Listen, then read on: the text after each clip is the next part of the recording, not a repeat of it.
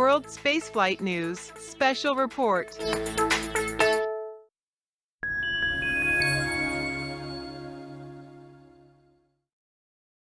We are on flight day 20 of our planned 26-day mission, and we continue to proceed along the planned mission profile. As Sandra indicated earlier, we did successfully complete the return-powered flyby and are now committed to an Earth return trajectory on the 11th. As we've talked in the past, we've had a number of commitments to each and every one of you, and one of those involved what we call sharing remarkable images. And if we could queue up a series of images here, we've got a brief collection, and this was taken on flight day 6. The Orion spacecraft approached the moon, and the Earth is way off in the distance. You can see 8 million people off in the distance, and a human-capable spacecraft about to circle the moon in the foreground. And this is one of those remarkable moments and remarkable images that we got to share on November the 21st. A little farther along in the mission, on flight day 13, we got to witness as Orion flew about the distant retrograde orbit, which is the farthest point that a human-capable spacecraft has ever flown. We got to see the Earth transit behind the moon, extending beyond the pale of human spaceflight, what a human-capable spacecraft has done. And then earlier today, we got to see a flyby of the moon as part of the return-powered flyby, and witness the Earthrise for the first time in the Artemis generation. And here you see the Orion spacecraft near the point of closest approach. And then this is the Earthrise that we witnessed. Orion's in the foreground. The Earth is in the distant background, and the moon is in the middle there, and you see the crescent Earth. These are just a few of the remarkable images that we've been able to share throughout the course of the mission. When we are done with this mission, we will have traveled over 1.4 million miles in the course of the 26-day mission, and we are on track to do that. In terms of activity within the mission management team, since the last time I was here to talk to you on November the 30th, we did not meet on Thursday, December the 1st, largely because the mission has been going well. We did meet on Friday, December the 2nd. We had a non-decisional meeting for about 40 minutes, and we just statused the progress of our flight test objectives throughout the course of the mission, and then some of the anomaly and funny activities that we've been collecting along the way. We did not meet as a mission management team over the weekend on Saturday, December the 3rd or the 4th, largely, again, because the mission has been proceeding well. We did have a little excitement over the weekend that I'll talk to you about here in a few minutes, but today we did have a decisional meeting. It ran just shy of 3 hours, and the decision was to commit to deploy the recovery forces out of Naval Base San Diego, and our recovery director, Melissa, is here to talk to you about some of the preparatory activities and what's ahead there. But we agreed to deploy the recovery forces on December the 7th. And we also closed an action item as it pertained to some testing of what's called the pressure control assembly on the service module that the team had asked to perform as part of the testing on the return leg. We also reviewed some anomalies from over the weekend. We did have a unplanned communications outage at the Deep Space Network Goldstone site in California. There was a site-wide outage at Goldstone due to some hardware that's used to process the site and antenna angles. That was recovered last night But on Saturday, we did have a 4.5-hour comm outage. And as part of that, I do want to thank our friends and family in the Science Mission Directorate, as well as our flight ops team and the Deep Space Network team for working together to minimize the impact. Originally, when we learned about the Goldstone outage, we thought it might have been up to an 8-hour outage, and it might have been more than one day. But because of our friends in the Mars programs, Perseverance, and then the Trace Gas Orbiter, loaning us some of their Deep Space Network time, but then also through the ops team and the Deep Space Network team working to mitigate the site outage, we only saw a 4.5-hour outage on Saturday. Shortly after the site outage, we were proceeding. The flight team was proceeding through a test of the power system to further investigate a funny that we had seen earlier in the mission, a reoccurrence a number of times on what's called a latching current limiter, and we were in a test configuration. And when we were in that test configuration, shortly after we came acquisition of signal on Canberra, after the Goldstone outage, we noticed that 4 of the feeder current limiters had tripped off, and it had dropped some of the downstream equipment there. So we talked through that today as a mission management team. The spacecraft is fine. There's plenty of redundancy on the vehicle, and that in combination with timely work by our operations teams resulted in no mission impact and no concern there. We did learn a few features about the system as part of that. So we talked through those anomalies that occurred over the weekend. The Orion team in particular put in considerable time over the weekend, as well as our friends at the Deep Space Network to work through those anomalies. As a mission management team, we will continue to meet this week. We still have one active anomaly resolution team. We might hear the outbrief tomorrow regarding the active anomaly resolution team, and it has to do with the power conditioning and distribution unit and these latching current limiters and some of the anomalies and funnies that we've seen throughout the course of the mission. And then we have one remaining decision gate coming up. That's a pre-planned decision gate, which is to select the landing site. And our entry flight director, Judd, as well as our recovery director, Melissa Jones, will come to the mission management team on Thursday, December the 8th, and bring forward a recommendation on where to position our recovery forces and to set up a meet-me date with the spacecraft from an entry trajectory standpoint, and Judd will elaborate on that further. We still have a few primary objectives ahead. The mission is going very well. We've accomplished a number of bonus objectives above and beyond what we had planned pre-flight, but we still also have some risks ahead of us. We still have yet to accomplish the second half of our Priority 1 objective, which is to demonstrate the spacecraft at lunar reentry conditions, as well as our Priority 3 objective, which is to retrieve the spacecraft post-splashdown. I'll talk a little bit about that as we were coming into RPF today. So this is a great shot coming in before we did our RPF maneuver. You can see kind of there in the lower middle there. We think that's the Copernicus crater there. That's pretty near the Apollo 12 and 14 sites, and we're just stunning video that we captured as we were about to go into LOS for our RPF burn. So RPF was the largest burn that we've done to date. It was a little over 962 foot per second burn, lasted 3 minutes and 27 seconds. That was on the backside of the moon. We had a loss of signal during that time period.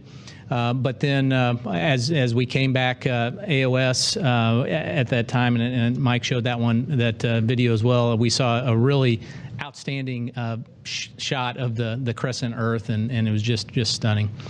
The RPF maneuver that we did behind the moon is essentially our deorbit burn. So this sets us up for the landing trajectory that's going to occur on December the 11th. Where we have a fixed trajectory, and so this is what that trajectory is going to look like. It's a little hard to make out, but the line in the middle of the page is a blue line that we will target our entry interface, which is at the bottom of this chart, which is about 3,500 or so nautical miles south, almost due south of San Diego. That EI time we're targeting for 11:20 Central Time on the 11th. and we will perform a skip entry and that'll show you the next slide what that looks like from the side view. We just prior to entry interface, we will separate the crew module from the service module. That's about 20 minutes prior to EI, and then once we hit entry interface or EI, we'll be about 40,000 feet above the Earth's surface, and that's the top of this, the top left of this chart. We'll be traveling a little over 24,500 miles per hour. We'll also lose signal due to the blackout of the plasma ionization from the intense plasma that we're going through. This heat that's going to develop on the from entering the atmosphere. That first blackout will last about 5.5 minutes. We'll continue down for 5.5 minutes. We'll dip down to about 200,000 feet, and then we'll roll the capsule to create a lift more in the up direction. That will take us to our skip apogee, and we'll gain signal back right before that skip apogee, and skip apogee is around almost 300,000 feet. It's at 292,000 feet above the Earth's surface. Once we get to that skip apogee, we'll roll the vehicle again and start modulating that lift vector back towards the Earth. And then we'll develop on that downslope another blackout due to plasma ionization that will last about 3 minutes and 15 seconds or so. As we continue down, heading towards San Diego, we'll go through various milestone points along the way. By that 150,000 foot mark, we'll be traveling about 8,500 miles per hour. Once we hit about 100,000 feet, we'll be traveling close to 2,400 miles per hour. Then by 50,000 feet, we'll be a mere 528 miles per hour. And then for our 4-bay covered jettison, which will uncover the parachutes, the drogue chutes and the parachutes, we'll be traveling about 285 miles per hour. And then once we get our main deploy of our chutes at about 5,300 feet or so, we'll be traveling about 128 miles per hour. So there's a lot of numbers there, but really you take from 400,000 feet, you're traveling 24,500 miles all the way to splashdown, where you're traveling about 20 miles an hour. So it's a lot of energy that we're dissipating at that point. As Mike alluded to, we'll prior to that point, Melissa Jones and myself will find a meet-me place for the recovery forces, so we make sure that we're all going to the same site. We do have the options of either landing a little short, and that first slide that I showed you, where we could land short up to 1,200 nautical miles uprange of San Diego, or we can land a little long in what we call the northern weather alternate site, and that's right kind of the cover of the Catalina Islands there, just to the southeast of those Catalina Islands. So we have a couple options. We have Plan A, Plan B, Plan C, depending on the weather, to make sure that we're not only within capsule landing criteria, but also that we have the recovery criteria that Melissa and her team are looking to recover the vessel. So. And looking over the objectives on the spacecraft, we couldn't be more pleased about how the spacecraft's performing, really beyond all our expectations. As far as flight test objectives, we're about 30% complete, with another 30% underway, and the rest ahead of us. As we mentioned, a lot of those are tied to the reentry phase, the landing and recovery. No major issues. As you've probably heard in some of these conferences, we've added another 20 or so objectives because things were going so well, and most of those objectives are tied to looking at how we can expand the envelope and support our future missions. So Artemis 1 is just the beginning of a series of increasingly complex missions, and so we're really using this spacecraft to really push the envelope and see what we can get in terms of performance for power and thermal and propulsion and all the other systems on the vehicle. So did want to talk a little about what we learned in DRO. We spent a lot of time in DRO and went through several flight test objectives, added 7 in that phase. A couple of key things that we did learn in that phase. One is we did some additional test objectives on our aux engines, and so we were looking at longer burn times that we know we're going to need for future missions. So to execute Artemis 1, the aux engines have only burned about 17 seconds at any one given burn, and we really need 100 seconds for some of these future missions. So spent a lot of time burning that longer, looking at how that performed, and also looking at solar array thermal effects with those longer aux burns. So really good initial look at the data there. Looks like we're about within 10 degrees of our predicts from pre-flight, and so no issues there in that thermal response. Another item that we looked at as far as looking forward to Artemis 2 was the surface module heater config test, and so we actually configured the heaters for both the prop line set points and the water line heaters to the Artemis 2 settings, and what we saw is significant 70 to 90 watts of power savings. So again, the vehicle, we're getting much better thermal response than we had originally anticipated in the model, so this will help us refine those models and be able to offer more capability as we move forward in the future missions. So today we've talked about the successful RPF burn. It's 3 minutes, 27 seconds. The delta V was 961 feet per second, just almost spot on to what we expected the OMZ performance to be.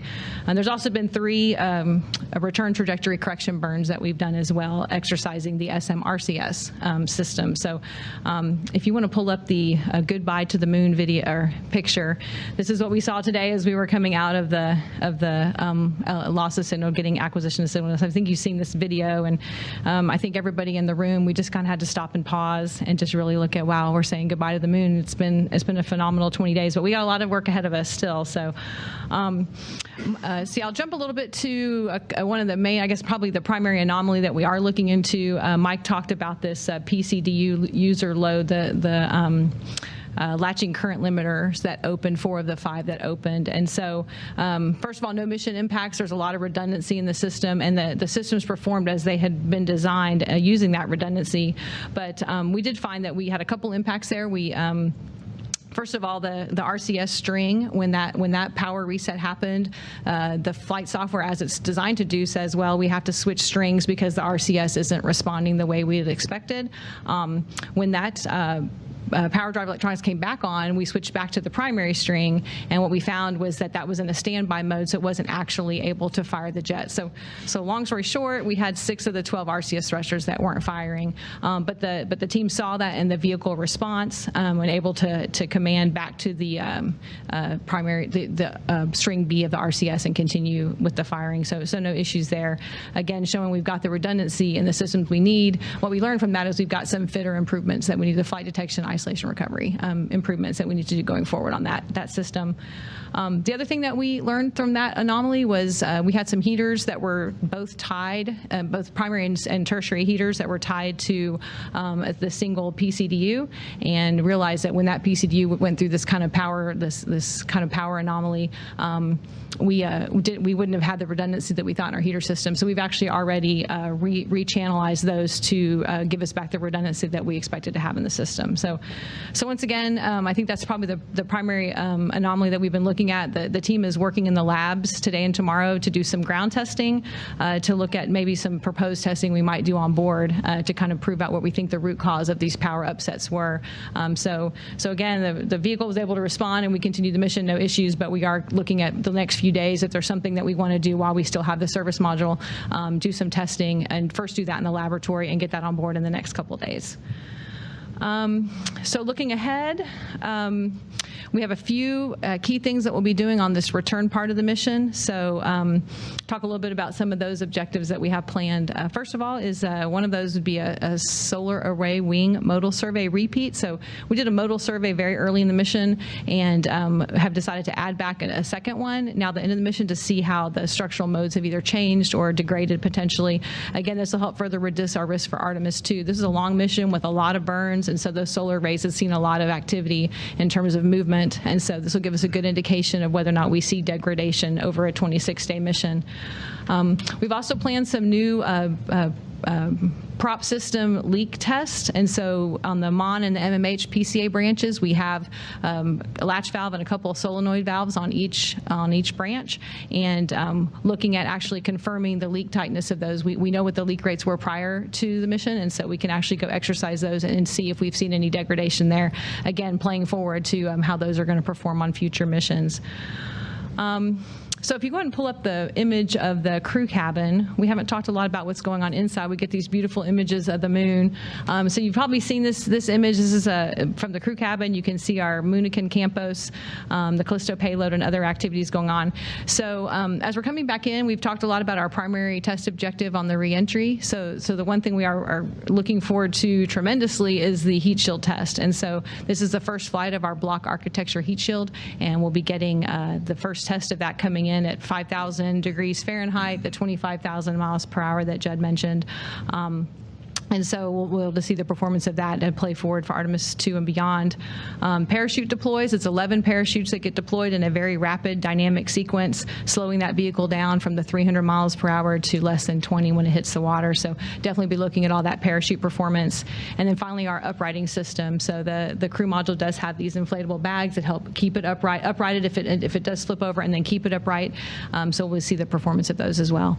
So all that'll be happening inside the cabin here. You see the mannequin. There's several things that we'll be getting data back on when we get the vehicle back. The seats are instrumented with loads or accelerometers, strain gauges, so we can get loads and vibrations data. So on that impact, when we hit the water, we'll actually be able to get the data on how those loads are actually translating through the seat into the crew member, and also our radiation payload. So we're flying some radiation protection vests on one mannequin. One mannequin doesn't have them, so we'll be able to actually see how was the radiation protection. We get radiation environment data off of an item called HERA, but we won't have the actual vest data till we get down. So all those things are happening inside the cabin, and we'll be able to get that data back upon recovery. And again, this is the first of many missions. It's not over yet. As you can see, we got a lot of objectives ahead of us, but I'm looking forward to that beautiful splashdown on the 11th. The Artemis 1 recovery team is currently in San Diego. We've been here since a little bit after Thanksgiving. Last week, we performed our final mission rehearsal with the USS Portland, who will be the recovery team for Artemis 1, the recovery ship, excuse me. We spent 3 days at sea with them. I think you have some video footage that was sent ahead of time. If you want to play that, we can talk through some of that. But we had a great 3 days working with them to refine our procedures and integrate our team so that we can meet the objectives of recovering the Orion spacecraft. You could see how they have a well deck underneath their flight deck on their ship, which is really why we picked this ship to work with. And there's our mock-up capsule. And so what we do is we will watch the Orion splash down and go out and attach some lines to the capsule and flood the well deck and bring that capsule in and put it down in the cradle. That's kind of hard to see there. So there's a lot of line management, but we had a great 3 days working with them. We started slow with line movement and capsule movement in the well deck, and the last day we did a full mission profile, which involves communication with the Mission Control Center and Judd's team, launching helicopters who are going to take all of the imagery and gather a lot of the flight test objective data that Debbie was talking about. This mission is all about gathering data, and so the timeline for recovery will be approximately 6 hours as we capture a lot of that data for our flight test objectives. We'll be very careful with the capsule, get about an hour and a half of imagery of that heat shield she was referring to before it touches anything in the ship. We want to make sure we document every bit of that so that we have the data that Orion needs to understand the performance of the capsule going forward. And then we'll very slowly do recovery into the well deck and bring Orion home. And so we are ready and honored as an integrated team to bring Orion home on the last leg of her journey. The operator of the system, I'll give it an A. Certainly, everything the vehicle has asked for us to do, it's done, and it's done phenomenally, right? So we've done all of the burns up till this point flawlessly. We've added some extra tests on it, even for the Plus X auxiliary engines test that we did that performed flawlessly as well. So yeah, it's really great performance. I'm happy with it. I don't know, Debbie, if you want to say anything else. Second that vote, and thanks to our European partners for their provision of that European service module. So that whole propulsion system is designed and built by ESA and Airbus and delivered to us. us and installed in our vehicle. It's been great, and like I said, we've added some objectives. We actually have another one on part of the return leg that we didn't talk about. During the DRO, we did some tail to sun maneuvering of the OMZ to see, if we could get a larger operating box on that tail to sun, and we're actually going to do a pure tail to sun on the way home because it is just performing really well. So I think because we haven't had to be troubleshooting anomalies or things, we've been able to look at how can we expand that envelope. So it's been very good. And Mark, for context, we talked prior to the mission that this was a stress test with Artemis 1. In order to get into and out of the distant retrograde orbit, we had to fly 2 large propulsive maneuvers to get in, 2 large propulsive maneuvers to get out, plus multiple correction maneuvers on the way out in the distant retrograde orbit and back. It is performed throughout.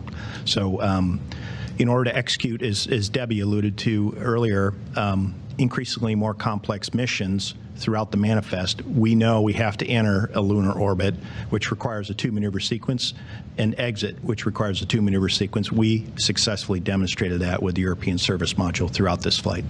We're not concerned. I mean, we think we know in the failure detection and response what we need to update there to make sure that it's picking up this standby mode of the PDE, which caused it to continue to try and fire these thrusters that actually couldn't be fired. But it was easily corrected and switched over to the other string, so no concerns there.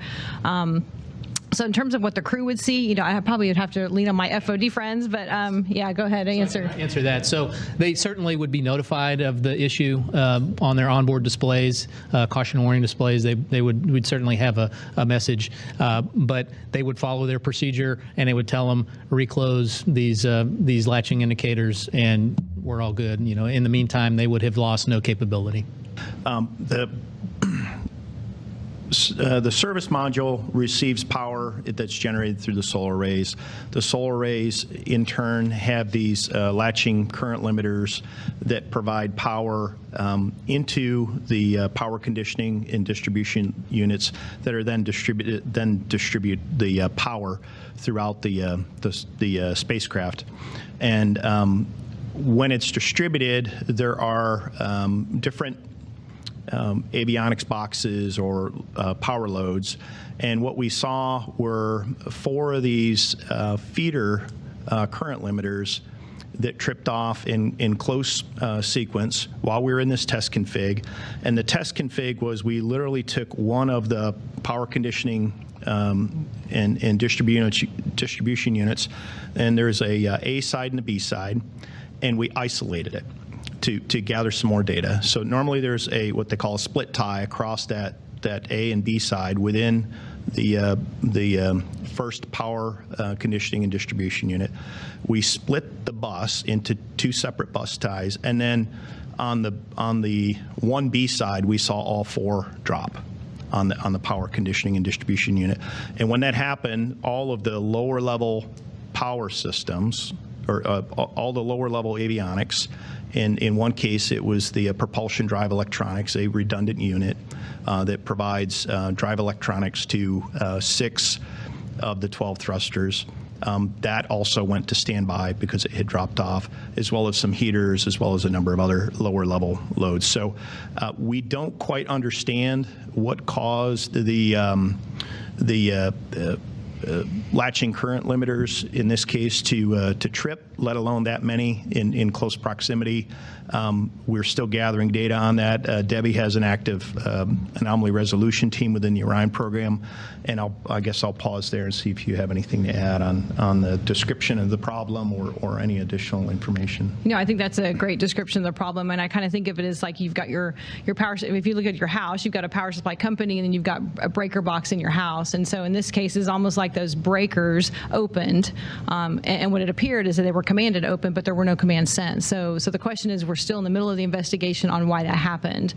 So you still had power coming from the arrays. You still had your PCDU. You have 2 PCDUs, so you had your redundant systems working, but because those switches opened, you now have equipment that's looking for power that's not getting it, right? And so typically then your fault recovery system would switch to a system that can give it the power, because we do have everything redundant. redundant. So not exactly sure on the root cause yet, and so the team's doing some testing in our offline labs today and tomorrow, and then likely proposing some tests that we can do on orbit later this week before, we discard the service module, so we have a pretty limited window if there's anything we want to do before that happens. So like I said, not sure on root cause yet, but that's kind of how, at a high level, that's how I hope that helped. Yeah, and Bill, one more point here. In your house, a light switch or a circuit breaker, that is the command device. You literally flip the switch, and it closes the circuit, and that is the action or the command that does it. What is a little bit odd to us is there's no record of a controller on board the vehicle sending a command to open the latching current limiter. So in your house, the device is the command object. In this case, there's a separate controller that tells the current limiter to open or close, and there's no record of the command device saying you should open or you should close. This thing is just open or closing without this box, the command device, telling it to do so. So there's some anomalous behavior here that we're trying to understand. Judd, I think you said 16.8 is the skip apogee velocity. 16.8 is just shy of what a spacecraft comes back from low Earth orbit at. So that's our second dip into the Earth's atmosphere, is about what a low Earth orbit vehicle would come back at, which is 17,500 miles an hour. So that's actually something that Jed Freeling and myself work on together, and it's mostly based on weather from my perspective, and there's, I'm sure, many other factors from the flight side. Jed, I don't know if you want to add anything to that. Sure, Melissa. So we have a designated primary site that we try to land at first, and that's called San Diego Site 3. That's within the Fleet of Hot area, which is the fleet training area, hot as in hot munitions. So that is controlled by the Navy. So that's our first target that we try to land at, assuming that the weather and criteria is all favorable, not only for the hardware of the capsule, but also for Melissa's team to recover the capsule once it's in the water. And then we have various other sites within, as I mentioned, that northern weather alternate that we could potentially go to within the San Diego area if the weather happens to be better than our San Diego Site 3. And then if none of those sites look good to us, then we can always go further uprange along that track, that kind of south to north track that I showed you in my previous chart, anywhere. Right, that's the one. So you've got a short distance there that's around 1,200 nautical miles that we would still be able to get our skip entry objective for the flight, and then. The only reason we'd go any further uprange of that is if we had something wrong with our navigation system. We had inertial measurement units. If we had more than two or more down, then we'd either do a ballistic or direct entry.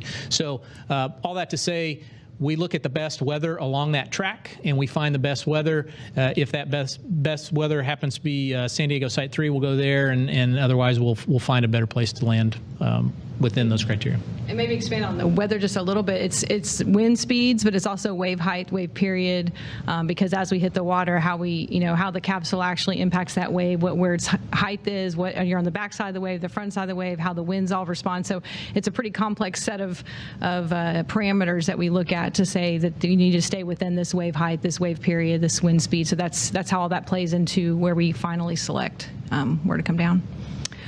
I don't know specifically if we're testing Artemis 2 settings on the way home, but there's a lot of things that we are testing so we can expand the operating box that Artemis 2 can operate in. So things I mentioned, like the solar array modal survey, understanding how the solar arrays degrade over time, these pressure control assembly within our prop system, leak checks, how do valves behave over time.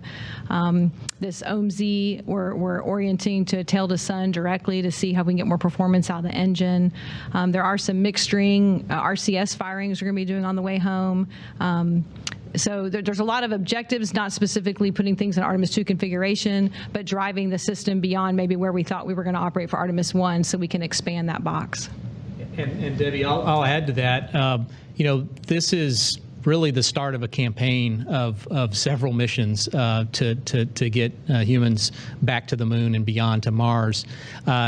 For Artemis 2, there's still a lot of things still to test for Artemis 2. We don't have a life support system on Artemis 1, and so that's going to be the major objective for Artemis 2 is to test that life support system. We'll also be testing rendezvous prox operations. In other words, rendezvousing with another vehicle when we rendezvous with the interim cryogenic propulsion stage on Artemis 2. So there's still a lot to be done, and this is just the beginning.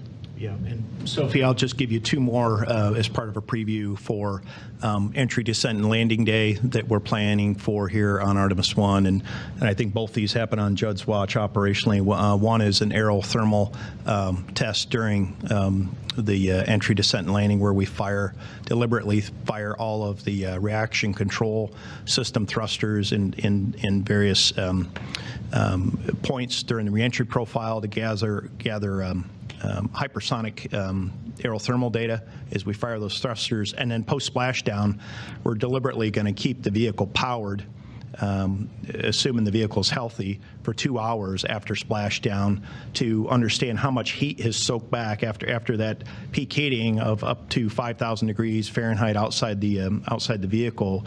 As the heat shield protects the vehicle, there's still going to be heat that soaks into the structure that is the Orion capsule.